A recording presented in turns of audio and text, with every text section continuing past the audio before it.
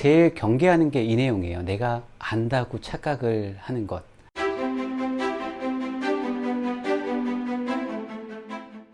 이 메타인지라고 하는 거 있잖아요.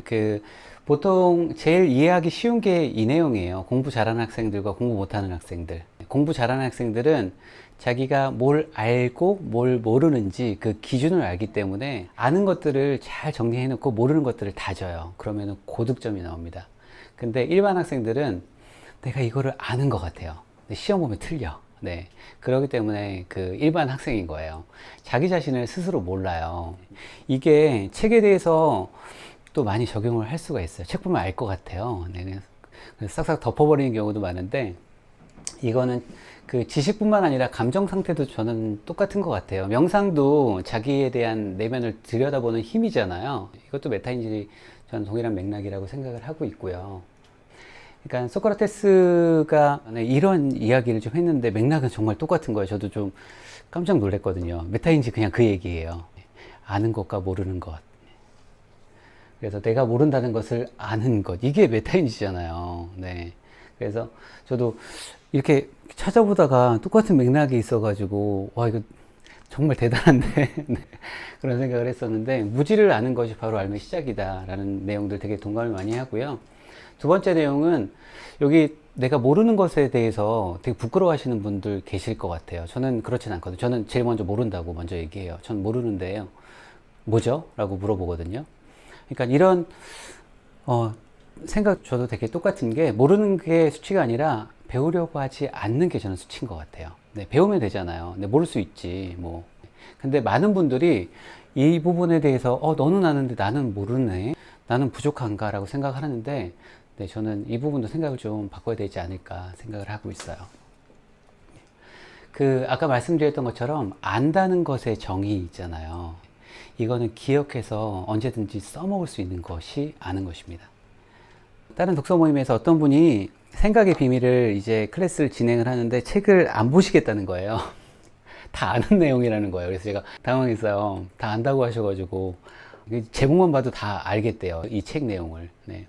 너무 당황했었는데, 정말 안다는 거는 내가 언제든지 꺼내 쓸 수 있는, 내 무의식까지 담겨 있는, 아까 단기 기억, 장기 기억 그런 얘기가 잠깐 나왔었는데, 이 단기 기억은 바로 다 사라집니다. 우리 벼락치기 공부하는 것처럼.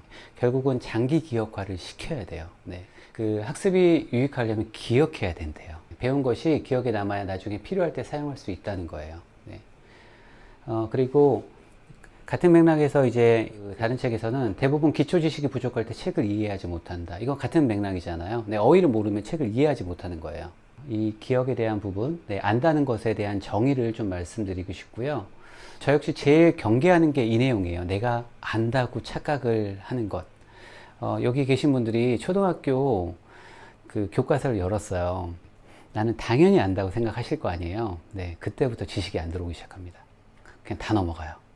그러니까 저도 얼마 전에 그런 걸 느낀 거예요. 안다고 생각하니까 이 텍스트가 하나도 눈에 들어오지 않는 거예요.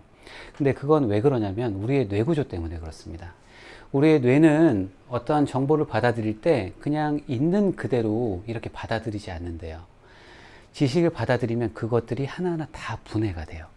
분해가 돼서 다시 재조합을 하는 거예요. 내가 이해하는 구조에 맞춰가지고 포도송이가 이렇게 이제 알맹이가 통통통통 이렇게 들어가듯이 나만의 지식 구조로 다시 만드는 겁니다. 그렇게 해서 계속 네, 분해되었다가 합성되는 과정을 통해서 우리 지식을 받아들이는 거예요. 네, 사진기하고 다르다는 얘기인데, 이렇게 이제 지식을 받아들일 때 우리가 안다고 생각하면 우리의 뇌는 또 에너지를 쓸 필요가 없잖아요. 아는 건데. 네, 차단시켜요. 받아들이지 않습니다. 그게 지식의 고착화라고 저는 설명을 해드리고, 이 책에서는 고정관념이라고 이야기를 하고 있어요. 저도 내가 이거 너무 안다고 생각해서 그냥 넘기는 건 아닌가? 라는 질문을 종종 해요. 네. 이 1906년도에 뉴런을 연구해가지고 노벨상을 받았는데, 되게 특이하게 이 세포를 그렸어요. 어떻게 그렸냐면, 있는 그대로 보고 그리지 않아요. 그러니까 내가 이거를 안다고 생각하면 놓치는 게 너무 많잖아요. 이거를 알았기 때문에 세포를 구경하고 그 다음에 세포를 보지 않고 이제 그립니다. 그리고 다시 세포를 봐요. 또 세포를 그립니다. 이러기 때문에 약간 무의식적으로 이렇게 세포를 그리는 거예요. 이래서 뉴런을 찾아내서 노벨상을 받았는데, 이 다른 책들 보면 똑같은 이야기가 나와요. 이건 인문학 제가 클래스 할 때 말씀을 드린 내용인데, 우아한 관찰주의자라는 책을 보면 우리가 뭔가를 보면서도 보지 못하는 현상은 익숙할 때, 네, 우리가 안다고 생각했을 때, 우리가 맨날 걸어가는 길 보이지 않잖아요. 네, 그런 것처럼, 네, 그럴 때 나타난다. 그리고 마티스 같은 경우에는 지금 보면 붓이 지금 엄청나게 길잖아요. 네, 낯설게 바라보기 위해서, 익숙하지 않기 위해서 저렇게 노력하는 거거든요. 네, 그리고 이 책에서 이런 내용이 나옵니다. 조르바에게 두려웠던 것은 낯선 것이 아니라 익숙한 것이었다라고 이야기를 좀 하고 있어요. 이러한 것들이 결국 우리의 정보 습득을 막고 있기 때문에 이런 부분들은 좀 그 경계를 할 필요가 있다라고 말씀을 드리고 싶었고요.